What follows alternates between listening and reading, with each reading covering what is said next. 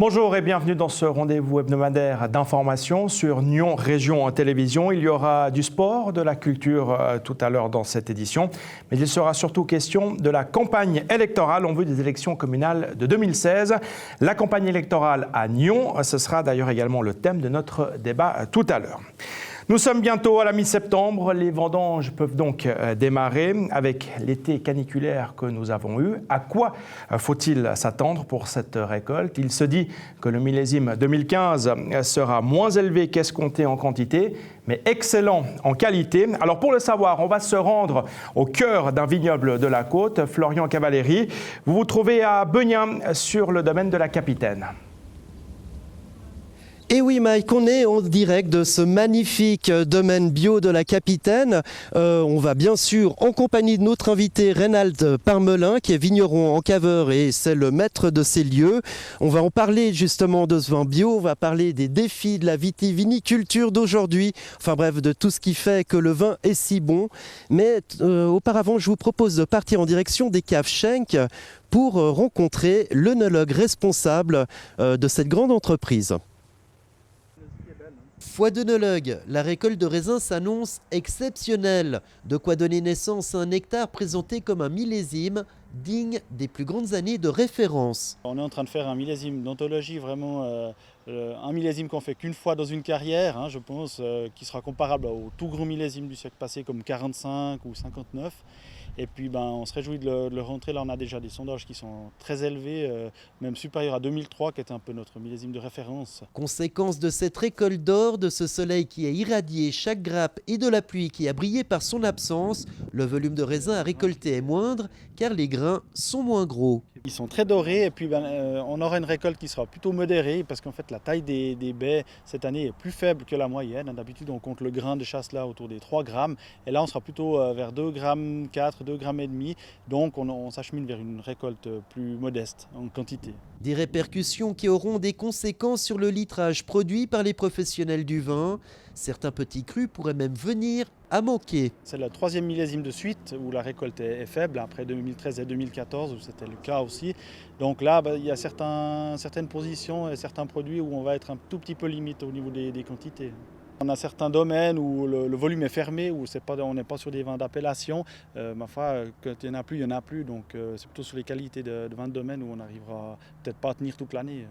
Mais le professionnel de la maison Schenk se veut rassurant, la Suisse n'exporte que peu de vin. Et si le nectar suisse venait à manquer, nos besoins nationaux seraient comblés par l'importation de vins étrangers. Alors Reynald Parmelin, on se retrouve de nouveau en direct de votre domaine familial, 11 hectares dédiés à la vigne bio depuis 1994. Vous êtes le premier domaine qui a eu cette appellation sur le canton de Vaud, si je m'abuse.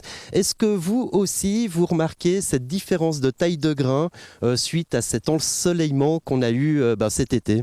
Tout à fait, donc on a subi une sécheresse assez sévère qui marquait suivant les sols. Avec des sols profonds, ça allait encore. Sur des sols drainants, sablonneux, on a eu vraiment des différences assez importantes. Alors ce réchauffement, il y a aussi une conséquence qu'on pourrait dire presque bénéfique. On parle du réchauffement de la planète, etc. Mais vous avez un envahisseur qui s'appelle la mouche Suzuki. Et si je ne m'abuse, cette année, en raison de la chaleur, ces mouches ont été stériles, ce qui aide votre travail au quotidien. Expliquez-moi ça. Tout à fait. L'année dernière, on a été attaqué assez sérieusement sur certains cépages, pas sur tous. Et c'est ce qu'on avait peur cette année. Donc on a dû faire du préventif. On ne peut que faire du préventif. Il y a certains insecticides qui existent, mais disons que moi je suis en bio et puis en plus on se voit mal mettre un insecticide 2-3 semaines avant de cueillir le raisin. Donc on a travaillé avec une terre. Vous pouvez le remarquer sur les raisins. On a blanchi le raisin. Le but étant que l'insecte est attiré par la couleur. En le blanchissant, il voit moins la couleur noire du raisin. Et puis ensuite, il y a une sensation, c'est de l'argile. Donc il y a une sensation de gras où il glisse dessus, il n'aime pas et il part. Donc vous pouvez parfaitement manger le raisin. C'est ce qu'on met dans les filtres à vin, de l'argile. Donc on risque rien du tout, heureusement. Et puis vous avez un petit baromètre qui est un petit peu plus loin, qui permet justement de savoir si vos cultures, si la vigne est attaquée par cette mouche Suzuki. Est-ce que vous, en tant que bio, on a entendu dans le sujet d'avant, certains petits vins risquent de venir à manquer. Vous avez une taille plus que raisonnable, 11 hectares, mais est-ce que certains vins pourraient être en rupture de stock durant l'année ? Alors on va essayer de faire 100 si possible. La problématique qu'on a, c'est qu'on a 3 années à petite récolte. 2013 avec la grêle, suivant les régions, on a quand même pris chez nous 50% de grêle sur le domaine en moyenne. L'année passée une petite récolte et cette année de nouveau une petite récolte due alors au petit grain. L'année passée c'était plutôt la météo du printemps qui nous a fait avoir une petite récolte. Donc vous voyez qu'on a 3 choses différentes mais de suite. Ce qui fait que cette année ça va être difficile d'arriver au bout à Noël à vrai dire, avec certains cépages. Alors je viens de le dire et je le répète encore, on est ici au cœur du premier domaine qui a été déclaré bio sur le canton. Est-ce que maintenant la culture bio est entrée dans les mœurs ? Vous avez été vous-même maître de pratique viticole à la haute école spécialisée en viticulture et œnologie de Changin. Est-ce que maintenant les étudiants fonctionnent avec ces concepts bio ou est-ce qu'on reste avec beaucoup de chimiques, une culture un peu traditionnelle ? Non, je dirais toute la nouvelle génération, premièrement, a été sensibilisée au recyclage et à plein d'autres choses. Donc les jeunes sont plus sensibles, entre parenthèses, que des gens de mon âge. Et puis surtout, je dirais, le bio s'est développé qualitativement déjà au niveau des vins, du résultat, parce que c'est ce qui intéresse un œnologue en première chose. Mais aussi, je dirais, la technique a évolué aussi fortement. Donc les jeunes s'y intéressent fortement. Après, faire le saut, c'est encore autre chose. Il y a toujours des peurs de perdre des clients et autres. Mais je dirais maintenant, le bio a le vent pourpre, à condition que ce soit qualitatif, bien sûr. Alors vous êtes un passionné, vous aimez partager votre passion. Le domaine de la Capitaine, c'est ces fameuses bouteilles bleues qui sont tant reconnaissables. Mais le but, c'est aussi de faire partager cette passion au plus grand nombre. Alors vous organisez des dégustations, accords, mets vins, on peut même être parrain d'un cep de votre vigne. Pourquoi se lancer dans ce genre d'opération ? C'est du marketing pur ou bien c'est vraiment de la passion qu'on partage ? Il y a un peu des deux, pour pas tout vous cacher. Le marketing est important. C'était peut-être le gros défaut des vignerons en Suisse, c'est qu'on sait faire du très bon vin, mais on ne sait pas le vendre. Donc là, c'est une chose, mais comme j'étais enseignant à Changin, c'est vrai que j'adore le contact avec les gens, j'adore expliquer, montrer, et ça, c'est important. Et les gens s'intéressent au vin. Donc c'est important de pouvoir donner une explication simple aussi, que tout le monde puisse le comprendre. Après, la bouteille bleue, c'était surtout pour dépoussiérer le bio. Quand j'ai commencé le bio, il y a un peu plus de 20 ans, l'image, c'était une vieille bouteille avec un parchemin dessus. Et c'est pas du tout ça, on est sur des techniques très pointues. Et étant donné qu'on n'a pas de produits chimiques à disposition, on doit être très précis, très pointu sur ce qu'on utilise comme produit naturel. Parce que la marge est très faible entre ce que ça aille bien et que tout d'un coup on ait des maladies qui attaquent nos vignes. Donc c'est pour ça. Rénal Parmelin, merci beaucoup. Maintenant, Mike, on va aller visiter les chais et puis déguster ces récoltes. Mais juste avant, je rappelle tout de même l'opération du domaine de la Capitaine. Ce sera le 5 novembre prochain avec une journée porte ouverte. Tout à fait, qui est ouvert à tout le monde. Rénal Parmelin, merci beaucoup. Mike, on vous rend la parole. Merci messieurs et bonne dégustation donc du côté de Beugna. On va ouvrir maintenant une grande page politique avec la campagne électorale. Une campagne électorale pour les fédérales qui bat son plein actuellement, mais dans les états-majors des partis. On pense déjà au communal de 2016. À Nyon, le centre droit fera front commun pour tenter de ravir la majorité à la municipalité. Et les candidats du PLR, le Parti libéral radical, ont été désignés. Les socialistes, eux, se laissent encore un peu de temps. Florian Cavalieri. Les élections communales approchent à grands pas et les partis sont en ordre de marche, comme lundi soir où le PLR a désigné ses 2 candidats qui brigueront une place au sein de la municipalité nyonnaise. 3 candidats à la candidature étaient en lice. Au final, c'est Roxane Faro-Linares et Maurice Gay qui ont été adoubés par la 50aine de membres présents lors de l'assemblée extraordinaire du parti. Lors de l'assemblée générale ordinaire qui a eu lieu au mois de juin, et à cette date-là, on avait décidé de partir avec 2 candidats du PLR pour peut-être ne pas faire la même erreur d'il y a 4 ans où on était parti avec 4 candidats et finalement le résultat n'avait pas été concluant.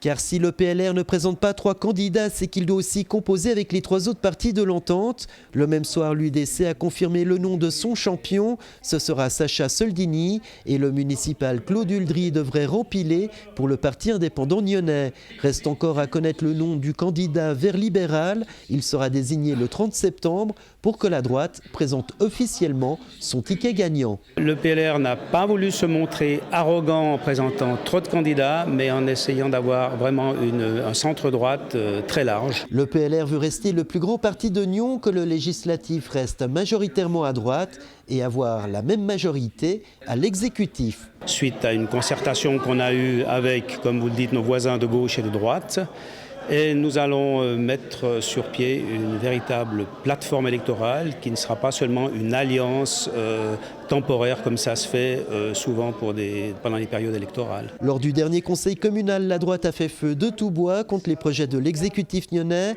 des prises de position purement électoralistes selon le Parti socialiste. Ce qu'on constate, c'est que depuis cette rentrée, c'est que la posture du PLR et de la droite a changé. Maintenant, ils sont dans une posture d'opposition, ils prennent des postures incohérentes en déniant également les informations et les postures qu'ils ont prises précédemment. Refus de l'engagement d'un chef de projet pour le concept Cœur de Ville, report de l'ordre du jour et capotage presque annoncé concernant le chauffage urbain de Nyon, avant que le syndic n'obtienne un délai supplémentaire d'1 mois auprès des promoteurs privés du projet. Ces exemples parmi d'autres irritent la gauche, au point que le Parti socialiste organise une conférence de presse pour défendre le bilan de ces 2 municipales. Nous avions aussi envie de dire qu'il était dommage que des projets d'importance pour la commune, attendus depuis des années par la population, soient retardés ou annulés pour des considérations électoralistes. Pas question pour l'heure pour le parti à la rose de vouloir entrer en campagne. Les municipales PS nyonnaises ne s'expriment pas. Officiellement, on se concentre sur les élections fédérales. Stéphanie Schmutz étant candidate pour le Conseil national. Nous n'allons pas non plus nous aligner sur l'agenda dicté par la droite. Nous allons présenter à la rentrée après octobre, après les élections fédérales, notre programme, notre bilan et nos candidats, qu'ils soient pour la municipalité. N'oublions pas le Conseil communal qui sera aussi un élément important de notre campagne à venir. Contrairement à la droite qui doit rassembler et montrer son unité, la gauche nyonnaise a encore le temps de présenter ses candidats, car outre les socialistes, seuls les Verts sont représentés à gauche au sein du conseil communal. Sur les 7 municipaux, 2 sont annoncés sortants, 1 à droite et 1 à gauche, 2 sièges autour desquels s'articulera la bataille pour conquérir la majorité au sein de la municipalité. Et cette campagne électorale à Nyon, on y reviendra plus longuement tout à l'heure dans le cadre du débat. Du côté de Gland, on fourbit également les armes. Le GDG, Légion de Gland, a présenté ses candidats pour l'élection à la municipalité. 4 élus siègent actuellement au sein de l'exécutif et 4 candidats seront en lice. Florian Cavalieri.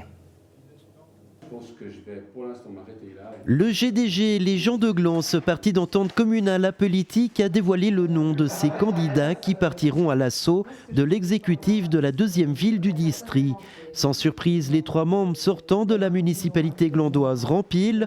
Ils seront rejoints sur la liste GDG par le conseiller communal Gilles Davoine. Le saut à l'exécutif qui m'est permis grâce au groupe qui me donne sa confiance et puis au fait qu'on ait un municipal GDG qui soit parti, ça m'intéresse énormément effectivement, puisque même si le pouvoir législatif a son importance, l'exécutif ça reste quand même celui qui vraiment porte les projets, celui qui dessine vraiment le futur d'une ville comme celle de Gland. Pour accompagner ce saut du législatif à l'exécutif, Gilles Davoine pourra compter sur l'expérience du municipal en charge des bâtiments et de l'urbanisme, Thierry Genoux qui brigue un 3e mandat. On n'est jamais au bout, il y a toujours des projets qui se suivent les uns les autres, mais manifestement maintenant on est à une période charnière. Donc c'est vrai qu'on a énormément de projets qui sont en route, il faudra certainement les sélectionner, il faudra prioriser, il faudra aller surtout dans le sens de la volonté de la population et c'est un challenge qui est extrêmement intéressant. Prioriser, tel sera aussi le dilemme du syndic de la ville de Gland, président de Région Nyon, président de la Fondation pour l'accueil de jour des enfants, député et désigné par le PDC Vaud pour accompagner sa tête de liste au Conseil national. Gérald Gérald Creteny a choisi, sa ville de cœur passe avant tout. J'ai toujours annoncé que j'allais effectivement faire un certain tri dans le cadre de mes mandats, de pouvoir évaluer le temps que j'ai à disposition. Pour moi, très clairement, je suis arrivé en politique à Gland avec le GDG et le GDG reste ma priorité. Et pour compléter cette liste, la municipale sortante en charge de la culture et des affaires sociales, Isabelle Monet. Le service de la culture a été créé pendant son mandat. Elle se verrait bien continuer à la tête de ce dicaster pour une seconde législature. On a énormément d'attentes, je pense que la population a beaucoup d'attentes. Et puis au niveau du GDG, rien que le slogan « Ma vie, ma ville », ça me touche particulièrement parce que j'ai l'impression qu'avec ce dicaster, j'ai passablement de choses à faire pour suivre ce slogan. Car pour guider sa campagne, le GDG s'est aussi choisi un slogan, c'est « Ma vie, ma ville ». Il porte le programme du parti pendant cette campagne, une campagne qui s'articule autour de 4 mots-clés: valoriser, consolider, imaginer et développer. Pour nous, c'est très clair qu'on doit se baser essentiellement sur la commune. Et ma vie, ma ville, je pense que le slogan est assez clair, c'est développer la ville, être ambitieux avec la ville, proposer aux citoyens glandois une ville qui correspond à leurs besoins. Lieu stratégique de cette campagne, le nouveau marché de la gare, un endroit emblématique pour garantir à tout politicien glandois qui se respecte un lien étroit avec la population. Nul doute que les autres partis l'ont très bien compris et y assureront aussi leur visibilité. Alors à Gland, on pense déjà au communal, tout en préparant la séance du conseil communal qui se tiendra ce soir. Florian Cavalieri nous en dévoile les points les plus importants. À Gland, seconde ville du district, la rentrée politique, c'est cette semaine. Le conseil communal se réunit ce jeudi et à l'ordre du jour de cette séance, plusieurs objets, dont une demande de crédit extra-budgétaire pour la réalisation d'équipements sur une parcelle. Chose rare, ce préavis sera traité en une seule lecture. On a eu des problèmes d'évaluation des besoins en termes de canalisation d'eau, en termes d'aspect routier et ferroviaire, et nous devons effectivement pouvoir continuer les travaux. C'est important, si nous ne les continuons pas, nous risquons effectivement d'avoir des dédommagements aux entreprises qui sont là. Tartonien devait être la première commune à présenter ce préavis qui passera de conseils généraux en conseils communaux parmi les 44 communes membres de Régionion. Une présentation finalement repoussée en décembre et c'est à Gland qu'échoit l'honneur de présenter le projet de dispositif d'investissement solidaire de la région nyonnaise. Le DISREN chargé de faire oublier l'échec du pire, le plan des investissements régionaux. Enfin, en 2012-2013, nous avions une vision un petit peu plus large puisque nous avions travaillé quand même pendant de nombreuses années, jusqu'en 2010-2011, sur les projets. Donc nous avions listé l'ensemble des projets et au niveau du conseil régional, nous étions arrivés à une liste assez importante puisqu'elle dépassait les 500 millions de francs en termes de réalisation. Aujourd'hui, on est sur un mode différent. On est sur un mode selon lequel les communes sont beaucoup plus, impliquées dès le départ dans la gestion de ces projets. Et l'objectif, c'est d'avoir un système solidaire, mais en même temps où les communes sièges sont quand même moteurs. D'un investissement à un autre, Gland se préoccupe de rendre attractifs les fonctions de l'exécutif. Syndic ou municipal, ces métiers doivent être revalorisés. À Gland, leur rémunération actuelle n'a pas été indexée depuis 2010. Or, pour garantir un renouvellement des forces et de nouvelles vocations, la municipalité propose au conseil communal de franchir le pas et de revoir les barèmes pour la future législature. Les salaires, entre guillemets, ou les rémunérations des municipaux et syndics sont fixés une fois tous les 5 ans. Donc si on ne fait pas cette adaptation, c'est finalement un salaire qui va rester plat pendant 10 ans. Et vis-à-vis de la fonction qui est déployée, vis-à-vis des risques qui sont pris tant au niveau personnel qu'au niveau professionnel, on estime que c'est tout à fait juste de pouvoir réadapter régulièrement finalement les salaires. Mais régulièrement, c'est une fois tous les 5 ans. Donc ce n'est pas énorme.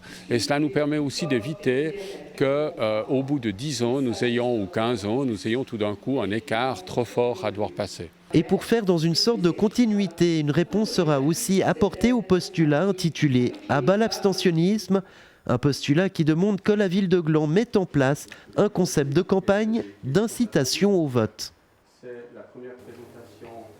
Daniel Calabrese, vous allez présider les débats. Est-ce que vous vous attendez à des séances un peu plus mouvementées que d'habitude en campagne électorale? Bonjour. C'est souvent le cas. C'est vrai que les différents partis ayant besoin de se profiler, il y a bien souvent des initiatives, des postulats, des motions qui sont déposées, mais à Gland, ça s'est toujours bien passé et je m'attends à ce que ça se passe encore bien pour cette année de législature. Vous savez déjà comment vous allez un peu garder la main justement sur les débats, vous y pensez un petit peu? Oui, bien sûr, c'est une préoccupation, un certain stress de faire que les séances du Conseil se passent correctement et soient claires, bien organisées. Mais je ne vois pas de difficultés particulières. La seule crainte qu'a un président, c'est lors d'un préavis un peu compliqué, qu'on ait des amendements pagailles et des sous-amendements qu'il faille gérer. Mais là, je fais confiance à mes collègues conseillers pour m'aider de ce côté-là. Alors, quand on est président, on est au cœur du débat, mais sans vraiment pouvoir y prendre part. C'est pas un peu frustrant quand même? Oui et non, ça fait partie, je pense, de la fonction de laisser sa veste partisane de côté au vestiaire et d'être vraiment le président de tous les conseillers, de tous les Glandois. Donc ça fait partie vraiment de comment j'interprète le rôle. Il n'y a pas de frustration, je pense. Il y a suffisamment de conseillers pour dire les choses, donc ce n'est pas ma voix qui va manquer, certainement pas. Alors un mot sur justement la campagne électorale, on l'a vu, qui est lancée. Il y a 7 sièges à distribuer, 4 candidats du GDG. Le PLR annonce d'ores et déjà 3 candidats. On attend encore la position du PS. Ça va de nouveau être extrêmement serré. C'est bien, c'est un joli exercice démocratique. Il faut ponctuellement renouveler les autorités. C'est une occasion de débattre, c'est une occasion de mettre les choses sur la place publique, de faire intervenir les citoyens. Et je pense que c'est bon qu'il y ait du choix et de la diversité. Le GDG qui part à 4, il n'y avait pas eu par moment l'envie d'en présenter un de plus? Cette possibilité a assez vite été écartée de la partie du groupe. On aurait trouvé ça un petit peu présomptueux de vouloir partir à 5. Par contre, on a évoqué la possibilité de partir à 3, contrairement à ce qu'on pourrait penser. Donc, pour finir, c'est le statu quo qui a prévalu. Ça me semble une bonne chose. La clé, selon vous, pour cette campagne, c'est un peu tôt pour en parler, mais on se prépare déjà gentiment, on tâte le terrain. Qu'est-ce qui pourrait faire la différence, faire basculer quelques voix?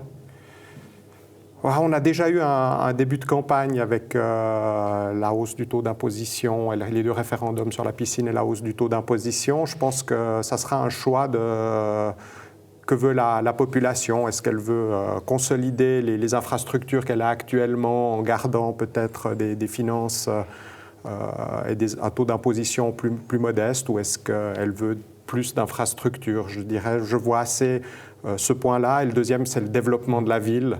Qu'est-ce qu'on veut pour le futur? Il y a une forte, pression pour un développement urbain.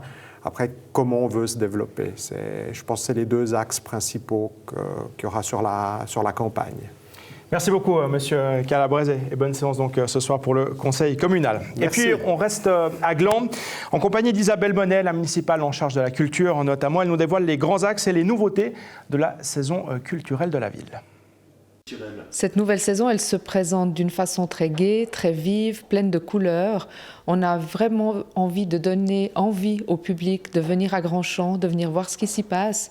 On touche différentes thématiques, des thématiques humour et théâtre par Evento, des concerts classiques présentés par les concerts de Gland. Au niveau du service de la culture, on touche une saison jeune public, la saison des plus. On a également du cinéma, aussi bien pour les adultes que pour les familles. On a des soirées littéraires, des contes au niveau de la bibliothèque, et puis également des soirées café-concert avec une partie after-work et ainsi qu'une édition limitée des 20h30 au théâtre. La nouveauté cette année, des passe-partout et des passe-famille. Les passe-famille, 10 places pour 100 francs qui donnent la possibilité aux gens de venir aussi bien pour les grands-parents avec leurs petits-enfants que pour les parents avec leurs enfants, voir des thématiques en lien avec la jeunesse. Et puis les passe-partout, là, la possibilité d'acheter 10 places pour 200 francs et puis de choisir différentes thématiques au niveau des programmes présentés par la saison culturelle de la ville de Gland. Et on termine avec une page de sport. Le championnat qui a bien mal débuté pour le Nyon Rugby Club, battu lors de sa première sortie de la saison. Florian Cavalieri n'aurait manqué ça pour rien au monde. Et il n'a pas déçu, vous allez l'entendre notamment au moment des interviews.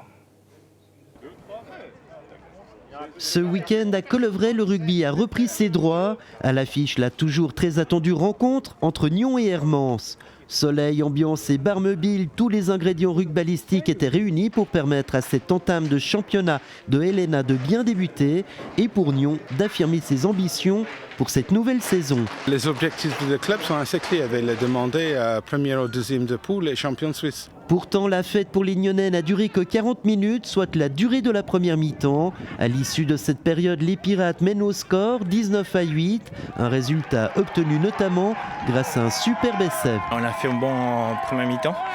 On a vraiment sorti toute notre carte, on a joué avec notre point fort. Et après, voilà, je pense qu'après, en rentrant la deuxième, on s'y croyait déjà le match gagné. Car dès les premières minutes de la seconde partie de jeu, rien ne va plus. Les Nyonnais n'arrivent pas à porter l'estocade finale aux Hermançois, qui grâce à leur physique remontent point par point et essai par essai au score. Ainsi, les Genevois marquent 21 points en deuxième mi-temps, là où Nyon cale et en inscrit 0. Au final, les Pirates s'inclinent 19-29. C'est la partie physique qui manque pour garder la tête froide et puis pour faire de bons choix. Et puis effectivement, si on n'a pas le physique, donc on relâche côté mental et puis on commence à faire des erreurs. Et puis voilà, on loupe des plaquages, on glisse pas en défense. Et c'est ça notre point moins positif. Donc notre faiblesse qu'on a retrouvée aujourd'hui, c'est effectivement notre défense. Le physique, l'éternel talon d'Achille des Pirates qui ne cesse saison après saison de travailler sur ce déficit. Mais Nyon, rappelons-le, n'est pas un club professionnel et pour les entraîneurs qui avaient fixé la reprise de la préparation à mi-août, la préparation mentale des joueurs est un véritable casse-tête. Tu pourrais être le meilleur physique au monde, mais si tu es un mental de poisson rouge, tu ne vas jamais être un assassin. C'est pour changer là-dedans. Là, c'est beaucoup plus le boulot là d'avoir des muscles et des bras et la bête de scène. Hein. Ça sent le resserrage de boulons dans les vestiaires nyonnais. Même si tout n'était pas à jeter et que ce premier match était de très bonne facture malgré tout, les Pirates doivent aussi apprendre à ne rien lâcher et toujours avoir le couteau entre les dents. On va mettre les gens qui sont là en concurrence, on va mettre les gens pas vraiment devant un fait accompli, mais on va demander qu'ils arrivent à regarder eux-mêmes devant un miroir, regarde comment ça fonctionne, demande si ils font tout ce qu'il est nécessaire. Et si ils ne peuvent pas répondre positivement à toutes ces questions-là, après je peux entrer en jeu pour faire autre chose. Pour le coach nyonnais, le calcul est simple. Nyon doit gagner tous ses matchs à domicile et prendre partout le club le peut des points à l'extérieur. En gâchant cette première victoire qui aurait fait du bien, il faut maintenant que les Pirates gagnent leurs 2 prochains matchs. Ce sera à Zurich et à Lugano. Là, on est brûlé le seul joker dans le pack aujourd'hui. Maintenant, pour chercher 3 ou 4 extérieurs. Ça change le donne, surtout dans un championnat où il n'y a pas une équipe qui est facile. Pour que le club atteigne ses objectifs et puisse enfin redevenir champion cette saison, cela pourrait passer par une campagne de recrutement. Pour l'encadrement sportif des Pirates, il manque au moins 5 titulaires. De nouvelles recrues pourraient donc bien faire leur apparition au sein du 15 de Colevray, et ce, dès la fin septembre. Et puis sachez encore que vous avez la possibilité de nous faire parvenir les images de vos différentes compétitions sportives. Vous nous les envoyez par mail à l'adresse rédaction@nrtv.ch. Ce dimanche, notre région sera le théâtre de la 2e édition du semi-marathon de la Côte. Bienvenue Léa Sprunger.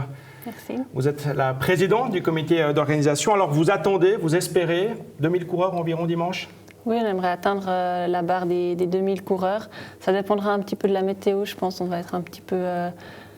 on va justement voir s'ils annoncent de la pluie, donc on verra. Ça pourrait en freiner quelques-uns, on va dire. Oui, ça pourrait en freiner quelques-uns. Bon, il y a la possibilité de s'inscrire jusqu'au dernier moment pour participer à cette course. Oui, jusqu'à 1 heure avant le départ. On peut encore faire les inscriptions sur place à Alamand, devant le centre outlet. Donc voilà, on vous attend vraiment jusqu'à la dernière heure. Et puis voilà. C'est la deuxième édition. Est-ce qu'il y a la volonté pour vous d'inscrire ce rendez-vous dans le calendrier des courses à pied populaires, que ça devienne un rendez-vous incontournable?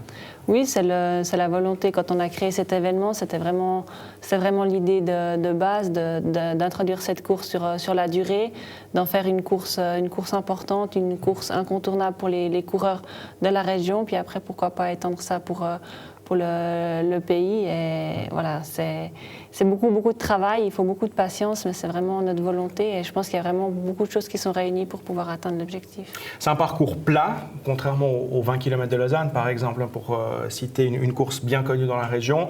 Est-ce que c'est un avantage pour justement attirer des coureurs? C'est plus facile, entre guillemets? Oui, bon, on a beaucoup communiqué là-dessus, sur le fait justement que c'était un parcours roulant, que c'était pour un premier semi-marathon, c'était une course plus ou moins facile. Après, ça reste 21 km qu'il faut courir. Donc, il faut quand même s'entraîner. Mais c'est vrai que, comparé à d'autres courses, c'est un parcours roulant avec un dénivelé négatif de passer 30 mètres. Donc, c'est censé être une course facile. Ça peut aussi être une course rapide. Donc, ça peut nous donner des chronos pour pouvoir entrer dans d'autres semi-marathons ou d'autres marathons qui sont plus importants et qui demandent justement des chronos de référence pour pouvoir y accéder. Vous avez évoqué, sauf erreur, peut-être à l'avenir, la création d'un parcours un peu plus court pour répondre un peu à la demande. Oui, c'est vrai que la demande sur des parcours plus courts, elle est là. Après, on ne l'a pas mis d'entrée de jeu parce qu'on voulait vraiment se focaliser sur le semi-marathon. On veut que ce soit notre course phare. Après, ce serait un peu stupide de notre part de rester bloqué sur cette course-là, parce qu'on sait que sur le 10 km, beaucoup de gens veulent courir cette distance. Ça ouvre les possibilités pour beaucoup plus de monde. Et nous, ce qui nous intéresse, c'est d'avoir le plus de coureurs possible. Alors, présidente du comité d'organisation d'un événement sportif, c'est un premier pas pour vous déjà vers une reconversion? Vous pensez déjà à l'après-athlétisme? Oui, je suis obligée d'avoir quelque chose de toute façon à côté de mon sport. Il faut bien que je vive aussi un peu. Donc, et c'est vrai que voilà, la carrière sportive est aussi, elle est courte et puis elle peut s'arrêter aussi très subitement avec une blessure. Donc, j'ai toujours eu cette volonté de vouloir avoir quelque chose à côté et puis de préparer mon avenir. Ouais. Un petit mot à titre personnel, vous avez annoncé la semaine dernière que vous quittiez l'équipe du relais du 4x100 mètres pour vous consacrer à votre carrière individuelle, le 400 mètres haies. Qu'est-ce qui a motivé ce choix, cette décision? C'est une décision qui a été faite très rationnellement et qui n'était pas basée sur l'émotionnel. Je savais que le changement, il allait se faire, c'était prévu normalement pour 2016. J'ai dû avancer cette décision d'une année. Ça vient surtout du fait des horaires des grands championnats qui sont incompatibles entre le 400 mètres et le relais 4x100 mètres. Au championnat d'Europe, c'est clair et net que c'est impossible vu que c'est le même jour à quelques heures d'intervalle. Donc c'est pas possible. Et puis pour les Jeux, il y a aussi des conflits qui rentrent en ligne de compte. Et c'est surtout ces facteurs-là qui m'ont fait prendre cette décision. Pas de décision suite aux déceptions, on va dire, des championnats d'Europe à Zurich et là encore récemment des mondiaux à Pékin? Non, c'est pas du tout ça. Ça fait partie du sport. On a vécu énormément de belles expériences. Après les défaites, ça va avec aussi. Mais c'est pas, justement, comme je dis, c'est vraiment pas basé sur un sentiment émotionnel, c'est vraiment très très rationnel. Et là, objectif Rio 2016 à fond? Oui, à fond sur Rio. Là, j'ai quelques semaines de repos pour vider la tête et reposer le corps, mais après, dès la reprise, c'est Rio à 100%. Merci beaucoup Léa Sprunger et bonne chance pour ce semi-marathon qui aura donc lieu dimanche entre Aubonne et Nyon. C'est tout pour aujourd'hui. Dans un instant, le débat donc où on va aborder la campagne électorale à Nyon. Vous pouvez en tout temps revoir nos différentes émissions sur notre site nrtv.ch ainsi que sur notre page Facebook. Rendez-vous la semaine prochaine, même heure, même endroit pour un nouveau rendez-vous d'actualité.